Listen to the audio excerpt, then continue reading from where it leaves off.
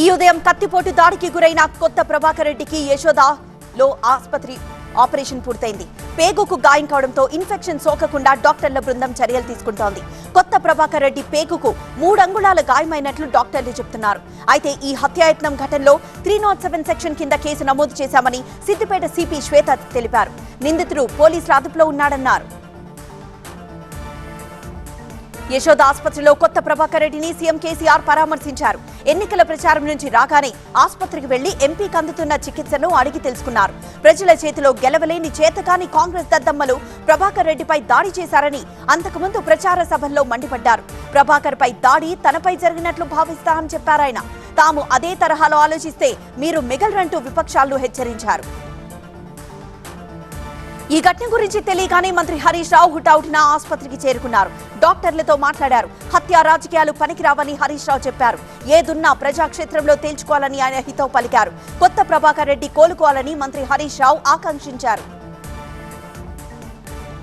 ఈ దాడికి పాల్పడిన వారిపై ఎన్నికల సంఘం కఠిన చర్యలు తీసుకోవాలని మంత్రి కేటీఆర్ డిమాండ్ చేశారు. ఎన్నికల్లో ఓటమి ఖాయమని తెలిసి కాంగ్రెస్ భౌతిక దాడులకు దిగుతోందని ఆయన ఆరోపించారు. ప్రజాస్వామ్యంలో హింసకు తావు లేదన్నారు కేటీఆర్. కొత్త ప్రభాకర్ రెడ్డిపై దాడి దురదృష్టకరమని దుబ్బాక ఎమ్మెల్యే రఘునందన్ రావు అన్నారు. ప్రభాకర్ రెడ్డిపై దాడితో నాకు సంబంధం లేదని తేల్చి చెప్పారు. ప్రజాస్వామ్యంలో హింసకు తావు లేదన్నారు. తమపై సోషల్ మీడియాలో తప్పుడు ప్రచారం చేస్తున్నారని ఆయన విమర్శించారు. వారిపై పోలీసులు చర్యలు తీసుకోవాలని రఘునందన్ రావు డిమాండ్ చేశారు. కొత్త ప్రభాకర్ పై దాడిని పీసీసీ చీఫ్ రేవంత్ రెడ్డి ఖండించారు. కాంగ్రెస్ ఎప్పుడూ హింసను నమ్ముకోదన్నారు. కత్తితో దాడి చేసిన వ్యక్తిపై కేసు నమోదు చేయాలని డిమాండ్ చేశారు. ఆయన పారదర్శకంగా విచారణ జరిపి వాస్తవాలు బయటపెట్టాలని రేవంత్ రెడ్డి కోరారు. కొత్త ప్రభాకర్ రెడ్డిపై దాడికి నిరసనగా రేపు దుబ్బాక బంద్కు బీఆర్ఎస్ పిలుపునిచ్చింది. బీజేపీ నాయకులు ఖబర్దార్ అంటూ బీఆర్ఎస్ కార్యకర్తలు నినాదాలు చేశారు. BJP MLA Raghunandan Rao flexi తగలబెట్టారు. కుట్ర ప్రకారమే ప్రభాకర్ పై దాడి చేశారని మంత్రి మల్లారెడ్డి అన్నారు. మైనంపల్లి కూడా తనను బెదిరిస్తున్నారని ఆరోపించారు. తనపై దాడి జరుగుతుందని భయంగా ఉందని వ్యాఖ్యానించారు. రౌడీలకు కాంగ్రెస్ బీజేపీ టికెట్లు ఇచ్చాయని మల్లారెడ్డి మండిపడ్డారు. తెలంగాణ ప్రశాంతంగా ఉండడం ప్రతిపక్షాలు జీర్ణించుకోలేకపోతున్నాయని మల్లారెడ్డి విమర్శించారు. ప్రభాకర్ రెడ్డిపై దాడి వెనుకున్న కుట్రను బయటపెట్టాలని మంత్రి తలసాని శ్రీనివాస్ యాదవ్ డిమాండ్ చేశారు. కేంద్ర రాష్ట్ర ఎన్నికల శాఖ దృష్టి సారించాలన్నారు. అభ్యర్థులకు భద్రత కల్పించాల్సిన అవసరం ఉందని కోరారు ఆయన.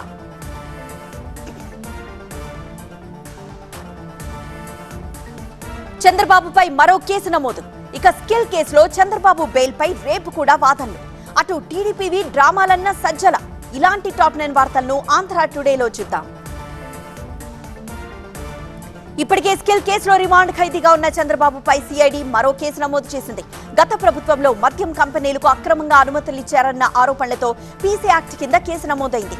ఇందులో A2గా కొల్లు రవీంద్ర, A3గా చంద్రబాబును సిఐడి చేర్చింది. ఏపీబీసీఎల్ ఎండీ వాసుదేవరెడ్డి ఫిర్యాదుతో కేసు నమోదు చేశారు. స్కిల్ కేసులో చంద్రబాబు రెగ్యులర్ బెయిల్ పై రేపు కూడా వాదనలు కొనసాగుతాయి. కేసులో మరిన్ని ఆధారాలు సేకరించాల్సి ఉందని సిఐడి వాదించింది. బెయిల్ ఇస్తే ఆధారాలు తారుమారు చేస్తారని సిఐడి తెలిపింది. ఏ ఆధారాలు లేకుండా 40 రోజులకు పైగా రిమాండ్లో ఉంచారని చంద్రబాబు తరపు న్యాయవాది చెప్పారు. ఇప్పటివరకు ఎలాంటి ఆధారాలు చూపలేదని వాదించారు. టీడీపీ డ్రామాలు ప్రజలు పట్టించుకోవడం లేదని ఏపీ ప్రభుత్వ సలహాదారు సజ్జల రామకృష్ణారెడ్డి చెప్పారు. టీడీపీ నేతల చర్యల్లో భావోద్వేగం కనిపించడం లేదని ఎద్దేవా చేశారు ఆయన. చంద్రబాబు అరెస్ట్ అయి 50 రోజులు అవుతుంటే టీడీపీ నేతలు అర్ధశత దినోత్సవం చేస్తున్నారంటూ వ్యంగ్యాస్త్రాలు సంధించారు. గంటకాపల్లి రైలు ప్రమాదంలో 13 మంది చనిపోయారు. విజయనగరం ప్రభుత్వ ఆసుపత్రికి వెళ్లి రైలు ప్రమాద బాధితుల్ని సీఎం జగన్ పరామర్శించారు. బాధితులకు ధైర్యం చెప్పారు. మెరుగైన వైద్యం అందించాలని డాక్టర్లను ఆదేశించారు. రెస్క్యూ ఆపరేషన్ కు అంతరాయం కలుగుతుందని ప్రమాద స్థలికి వెళ్లకుండా ఏరియల్ సర్వే చేశారు. ప్రమాదం జరిగిన చోట 2 ట్రాక్లు పునరుద్ధరించామని వాల్తేరు డివిజన్ డీఆర్ఎం సౌరభ్ ప్రసాద్ చెప్పారు. అలమంద కంటకాపల్లి మధ్య ట్రాక్ పునరుద్ధరించి ప్రశాంతి ఎక్స్ప్రెస్ ను నడిపారు.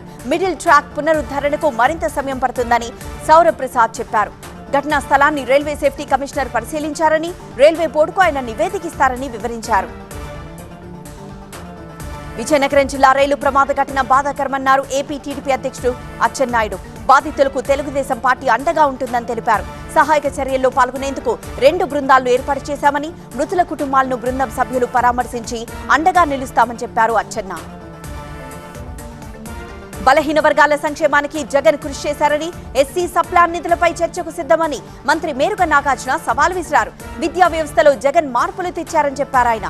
ఇక బీసీలకు చంద్రబాబు వెన్నుపోటు పొడిచారని మంత్రి కారుమూరి నాగేశ్వరరావు విమర్శించారు. తెలంగాణలో కాసానితో 100 కోట్లు ఖర్చు పెట్టించి చంద్రబాబు ఆయన్ను మోసం చేశారన్నారు. ఏపీలో స్టిక్కర్ ప్రభుత్వం నడుస్తోందని విమర్శించారు ఏపీ బీజేపీ అధ్యక్షురాలు పురంధేశ్వరి. సాగునీటి సమస్యలను పట్టించుకోవడం లేదన్నారు. రాష్ట్రంలో రైతుల ఆత్మహత్యలు పెరిగాయని చెప్పారు పురంధేశ్వరి. ఇచ్చిన హామీలను సీఎం జగన్ విస్మరించారని చెప్పారు ఆమె. ఎన్ని ప్రాజెక్టులు కట్టారో సమాధానం చెప్పాలని డిమాండ్ చేశారు. రాష్ట్రంలో వర్షాభావ పరిస్థితి తీవ్రంగా ఉందని, రైతులను ప్రభుత్వం ఆదుకోవాలని ఏపీ సీఎం జగన్ కు టీడీపీ నేత లోకేష్ లేఖ రాశారు. యుద్ధ ప్రాతిపదికన కరువు మండలాలు ప్రకటించాలని డిమాండ్ చేశారు ఆయన. వరి వేసే చోట ఉరి వేసుకునే పరిస్థితి వచ్చిందని, కరువు మండలాలు గుర్తించి కేంద్రానికి పంపాలని లోకేష్ తన లేఖలో కోరారు. తెలంగాణలో సైకిల్ పంక్చర్ అయింది. ఇక రేపు తెలంగాణకు వస్తున్న ప్రియాంక గాంధీ, అటు చేరికలతో జోరుమీదున్న కారు పార్టీ. ఇలాంటి టాప్ 9 వార్తలను తెలంగాణ టుడేలో చూద్దాం. తెలంగాణ టీడీపీకి ఆ పార్టీ అధ్యక్ష పదవికి కాసాని జ్ఞానేశ్వర్ రాజీనామా చేస్తున్నట్లు ప్రకటించారు. తెలంగాణలో పోటీ చేయాలని క్యాడర్ కోరుతుంటే పోటీ చేయొద్దని చంద్రబాబు చెప్పారని విమర్శించారు ఆయన. అంతా సిద్ధం చేశాక పోటీ నుంచి విరమించుకున్నారని చెప్పారు. లోకేష్ కు 20 సార్లు ఫోన్ చేసినా సమాధానం లేదని మండిపడ్డారు.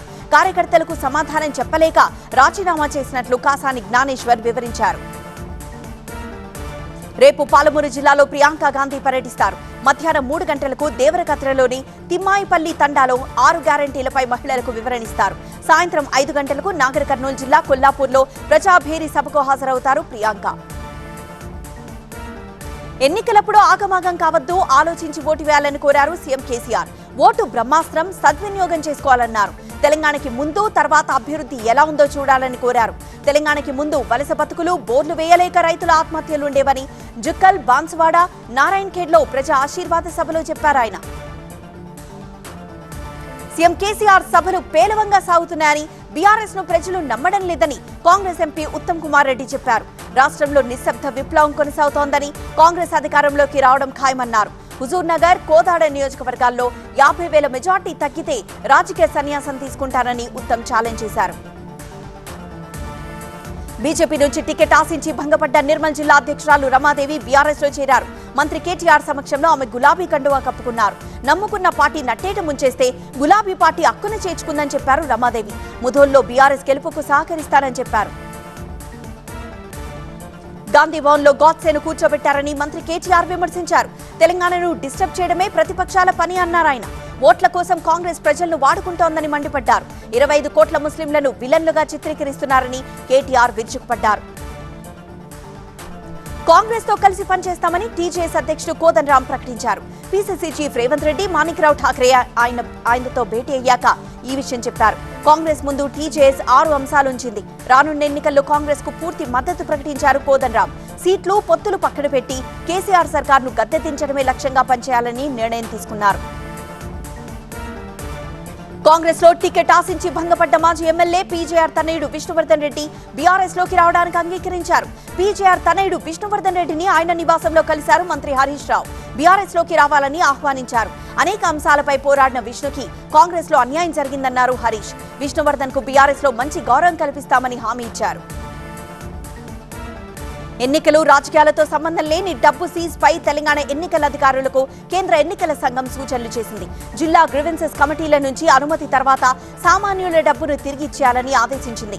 ఎన్నికల నిర్వహణపై ఈసీఐ వీడియో కాన్ఫరెన్స్ నిర్వహించిన సందర్భంగా సిఈసి కొన్ని సూచనలు చేసింది. మరాఠా రిజర్వేషన్ మంటల్లో రాజకీయ పార్టీల ఆఫీసులు, నేతల ఇళ్లు తగలబడుతున్నాయి. ఇక లిక్క కేసులో సిసోడియాకి షాక్ ఇచ్చిన సుప్రీంకోర్టు. అటు ఇండియా కూటమి కథ ముగిలేదంటున్న అఖిలేష్. ఇలాంటి టాప్ 9 నేషనల్ న్యూస్ చూద్దాం. మహారాష్ట్రలో మరాఠా రిజర్వేషన్ల కోసం హింసాత్మకంగా మారింది. బీడ్లో ఎన్సీపీ ఎమ్మెల్యే ప్రకాష్ సోలంకి ఇంటిని రిజర్వేషన్ మద్దతుదారులు తగలబెట్టారు. మరాఠా రిజర్వేషన్ల కోసం ఆమరణ దీక్ష చేస్తున్న మనోజ్ జరాంగేని ఉద్దేశించి ప్రకాష్ సోలంకి చేసిన వ్యాఖ్యలే ఈ హింసకు కారణమని చెప్తున్నారు. అయితే ఆ సమయంలో ఎమ్మెల్యే ప్రకాష్ సోలంకి, ఆయన కుటుంబ సభ్యులు అదే ఇంట్లో ఉన్నారు. ఎవ్వరికీ గాయాలు కాలేదని చెప్పారు ఆయన. అటు సంభాజీనగర్ లో కూడా ఆందోళనకారులు దాడులకు దిగారు. గంగాపూర్ ఎమ్మెల్యే ప్రశాంత్ బన్సీలాల్ ఇంటిపై ఆందోళనకారులు దాడికి దిగి ధ్వంసం చేశారు. ఆ తర్వాత బీడ్లోని ఎన్సీపీ ఆఫీస్ పై దాడులు చేశారు. ఈ ఎన్సీపీ ఆఫీస్ శరద్ పవార్ వర్గానికి చెందిందని చెబుతున్నారు. మరాఠా రిజర్వేషన్లపై సలహా ఇవ్వడానికి 3 రిటైర్డ్ జడ్జిలతో కమిటీని ఏర్పాటు చేస్తున్నట్లు రాష్ట్ర ముఖ్యమంత్రి ఏక్నాథ్ షిండే ప్రకటించారు. అలాగే వెనుకబడిన తరగతుల కమిషన్ నుంచి మరాఠాల డేటాను తీసుకుంటామని చెప్పారు ఆయన. 2 దశల్లో ఈ రిజర్వేషన్లను అమలు చేస్తున్నామన్నారు.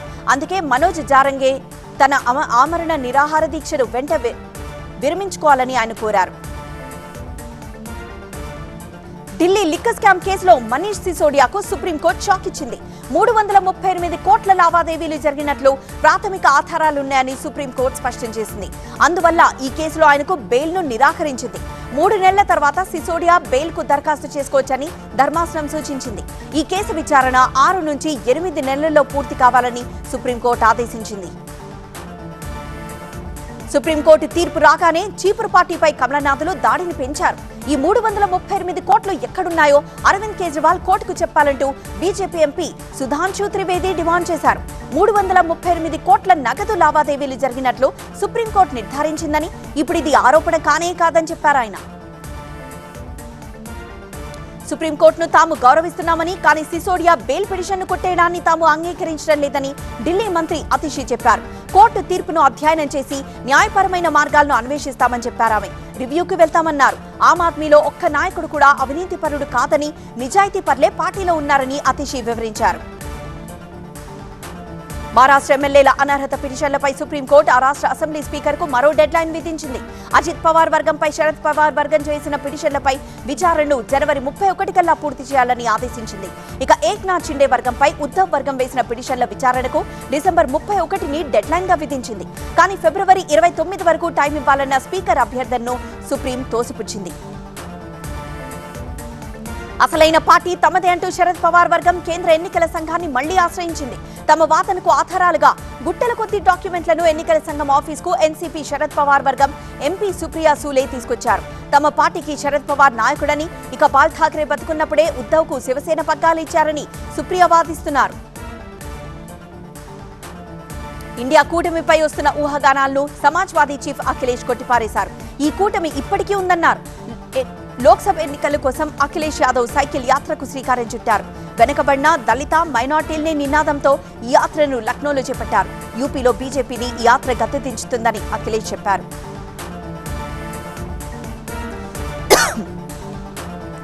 తండా మహిళలతో జొన్న రొట్టెలు చేయించుకున్న ప్రియాంక సెలవులకు వెళ్లి లేటుగా వచ్చారనే కారణంతో హాస్టల్ కి రానివ్వని ప్రిన్సిపల్. పశ్చిమ గోదావరి జిల్లాలో బ్యాంక్ ఉద్యోగుల చేతివాటం. ఇలాంటి టాప్ 9 పల్లె వార్తల్ని చూద్దాం. మహబూబ్ నగర్ జిల్లా తిమ్మాయిపల్లి తండాలో పర్యటించే కాంగ్రెస్ పార్టీ అగ్రనేత ప్రియాంక గాంధీ కోసం అక్కడి ప్రజలు ఎదురు చూస్తున్నారు. అక్కడి తండా మహిళలతో కలిసి ప్రియాంక గాంధీ జొన్న రొట్టెల్ని తయారు చేసి వారితో పాటు కలిసి భోజనం చేస్తారు. కర్నూలు జిల్లా లక్ష్మాపురం గురుకులంలో విద్యార్థులు తీవ్ర అవస్థలు పడ్డారు. దసరా సెలవులకు వెళ్లిన విద్యార్థులు 3 రోజులు లేటుగా వచ్చారనే కారణంతో గురుకుల యాజమాన్యం లోపలికి రానివ్వకుండా బయటే నిల్చోబెట్టేసింది. గంటల తరబడి ఎండలోనే వెయిట్ చేశారు విద్యార్థులు, వారి తల్లిదండ్రులు. పశ్చిమ గోదావరి జిల్లా ఉండి కోఆపరేటివ్ బ్యాంక్ లో ఉద్యోగులు చేతివాటం ప్రదర్శించారు. బ్యాంక్ ఖాతాదారులకు తెలియకుండా బంగారం, నగదు రూపంలో లోన్లు తీసుకుని అవకతవకలకు పాల్పడ్డారు. సుమారు 2 కోట్లకు పైగా బ్యాంక్ ఉద్యోగులు కొట్టేసినట్లు బాధితులు ఆరోపిస్తున్నారు. చిత్తూరు జిల్లా చౌడేపల్లి మండలం పుదిపట్ల పోలీస్ ఆఫీసులో పొదుపు సొమ్మును స్వాహా చేసిన పోస్ట్ మాస్టర్ పై సస్పెన్షన్ వేటు పడింది.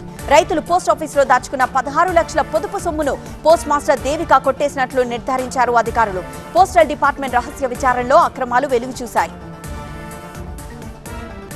రాజన్న సిరిసిల్ల జిల్లాలో పరిశ్రమల శాఖ మేనేజర్ లంచం తీసుకుంటూ రెడ్ హ్యాండెడ్ గా ఏసీబీకి చిక్కాడు.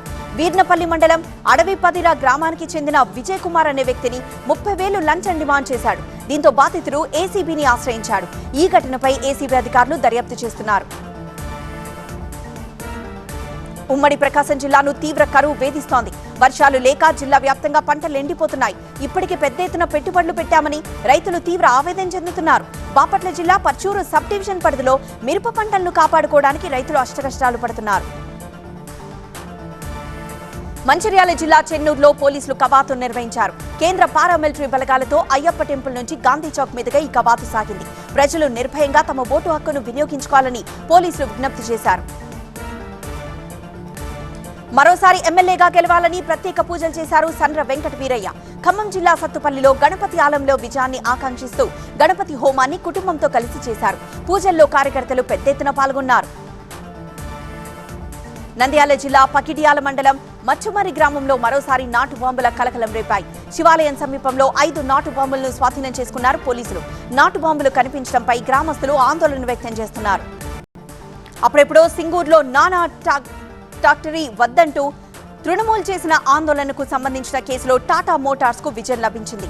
ఆర్బినల్ ట్రిబ్యునల్లో విచారణ జరిగింది. 2016 సెప్టెంబర్ నుంచి ఇప్పటిదాకా 11% వడ్డీతో బెంగాల్ సర్కార్ టాటా మోటార్స్ కు 765 కోట్ల రూపాయలు బకాయిలు చెల్లించాలని ఆదేశించింది. బెంగళూరు వీరభద్రనగర్లోని ప్రైవేట్ పార్కింగ్ స్థలంలో మంటలు చెలరేగడంతో 4 బస్సులు కాలిపోయాయి. ఘటనా సమయంలో అక్కడ 40 బస్సులు పార్క్ చేసున్నాయి. సకాలంలో ఫైర్ ఇంజన్లు వచ్చిన మంటలు ఆర్పాయి. పెద్ద ఎత్తున మంటలు చెలరేగడంతో వీరభద్రనగర్ ప్రాంతమంతా నల్లని పొగమేఘాలు కమ్ముకున్నాయి. కేరళలోని కొచ్చిలో ఆదివారం చర్చ్ ప్రార్థనలో జరిగిన పేలుడుపై ఆ రాష్ట్ర ప్రభుత్వం అఖిలపక్షాన్ని ఏర్పాటు చేసింది. రాష్ట్రంలో శాంతి భద్రతలను కాపాడాలంటూ అఖిలపక్షం ఏకగ్రీవ తీర్మానం చేసింది. అయితే బాధ్యతారాహిత్యంగా మాట్లాడుతున్నారంటూ కేంద్ర మంత్రి రాజీవ్ చంద్రశేఖర్ పై కమ్యూనిస్టు నేతలు మండిపడ్డారు. రేపు ఢిల్లీలో అమృత్ కలశ్ యాత్ర ముగింపు కార్యక్రమం చేపడుతున్నారు. కర్తవ్య పథలో జరిగే ఈ కార్యక్రమంలో ప్రధాని మోదీ పాల్గొంటారు. దేశవ్యాప్తంగా మట్టి కలశాలను ఢిల్లీకి తరలిస్తున్నారు. తెలుగు రాష్ట్రాల నుంచి ఈ కార్యక్రమంలో 2500 మంది పాల్గొంటున్నారు. విశాఖ, విజయవాడ, హైదరాబాద్ నుంచి ప్రత్యేక రైళ్లలో ప్రజలు ఢిల్లీకి చేరుకున్నారు. ఎలక్టోరల్ బాండ్ల ద్వారా రాజకీయ పార్టీలకు అందే విరాళాల వివరాలను తెలుసుకునే హక్కు పౌరులకు లేదని కేంద్ర సుప్రీంకోర్టులో అఫిడవిట్ దాఖలు చేసింది. ట్యాక్స్ నిబంధనలు పాటిస్తూ చట్టబద్దమైన సొమ్మును పార్టీలకు విరాళంగా ఇచ్చే ప్రక్రియ గోప్యతకు సంబంధించిందని అటార్నీ జనరల్ వెంకటరమణి సుప్రీంకోర్టుకు నివేదించారు. రాజ్యాంగంలోని ఆర్టికల్ 19లోని 1A ప్రకారం ఈ వివరాలు తెలుసుకునే హక్కు ప్రజలకు లేదని ఆయన తేల్చి చెప్పారు. సొంత రాష్ట్రం గుజరాత్లో పర్యటిస్తున్న ప్రధాని మోదీ మెహసానా జిల్లాలో పలు అభివృద్ధి కార్యక్రమాలకు శంకుస్థాపన చేశారు. ప్రారంభోత్సవాలు చేశారు. ఈ సందర్భంగా పెద్ద సంఖ్యలో తరలివచ్చిన ప్రజలు ప్రధానికి స్వాగతం పలికారు. దేశంలో వరుస హార్ట్అటాక్ ఘటనలపై స్పందించారు కేంద్ర ఆరోగ్య శాఖ మంత్రి. కోవిడ్-19 నుంచి కోలుకున్న వారు గుండెపోటు బారిన పడకుండా ఉండాలంటే 2 ఏళ్ల పాటు ఒత్తిడితో కూడిన పనులకు దూరంగా ఉండాలని కేంద్ర ఆరోగ్య మంత్రి మన్సుఖ్ మాండవియా సూచించారు. ఫేర్ ప్లే అనే ఆన్లైన్ బెట్టింగ్ యాప్ కేసులో ముంబైకి చెందిన బాద్షా అనే ర్యాపర్ను మహారాష్ట్ర సైబర్ పోలీసులు ప్రశ్నించారు. ఈ యాప్ను బాద్షాతో పాటు మరో 40 మంది సెలబ్రిటీలు ప్రమోట్ చేశారు. దీంతో సెలబ్రిటీల్లో ఇప్పుడు భయం పట్టుకుంది.